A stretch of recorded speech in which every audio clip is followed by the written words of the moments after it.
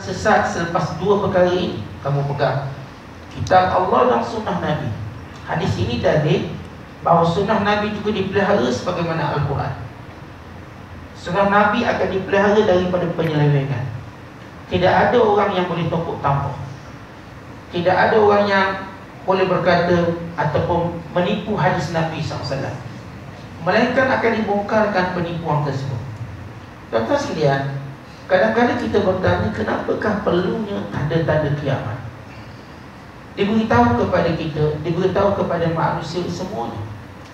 Yang pertamanya, untuk memberitahu kebenaran Nabi Muhammad SAW.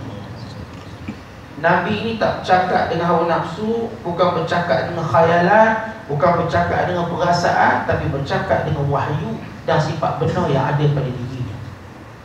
Kerana itu Allah Ta'ala berfirman, wa ma yantiqu 'anil hawa in huwa illa wahyun yuha. Tidaklah Rasulullah itu bercakap dengan keinginannya, dengan hawa nafsunya, melainkan wahyu yang diwahyukan kepadanya. Maka kita lihat setiap tanda-tanda kiamat yang Nabi beritahu memang berlaku. Kenapa? Kerana Nabi benar. Nabi tidak pernah berbohong. Daripada mula Nabi sallallahu alaihi wasallam pandai bertutur berkata-kata, Nabi tak pernah bohong. Daripada usia kanak-kanaknya, Nabi tak pernah diajar berbohong dan bercakap bohong.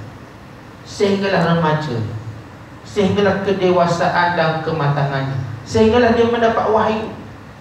Sebab itu waktu Rasulullah menyatakan kepada musyrik Mekah, puak-puak orang kafir Mekah, waktu permulaan dakwah Rasulullah, Nabi himpunkan mereka semua di Bukit Safa, dan Nabi menyebut tentang kerasulannya. Dan sebelum itu Nabi kata, kalau aku beritahu bahawa ada rombongan tentera, gerombolan tentera hendak menyerang kamu, adakah kamu percaya? Lalu mereka berkata, wahai Muhammad, kami percaya. Sebab orang macam kamu tak pernah bohong. Membuktikan Rasulullah sallallahu alaihi wasallam tak pernah bohong. Tuan-tuan, sebagaimana dikatakan, al-fadlu ma yashhaduhul adu. Seorang kalau betul-betul bagus, musuh menyaksikan kebagusannya. Kita biasa yang kata kita bagus ni kawan kita. Tiba-tiba kalau musuh kata kita bagus, maknanya memang kita bagus semua. Nabi ni benar, dia musuh kata benar. Musuh kata, kami tak pernah pun dengar kamu tipu. Tak pernah. Ma jarabna laka minal kadhib. Sepanjang kami kenal kamu, sepanjang kami bermuamalah dengan kamu, kamu tak pernah tipu.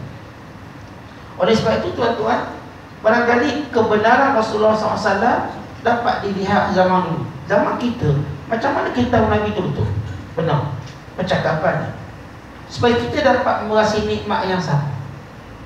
Oh, Nabi sallallahu alaihi wasallam yang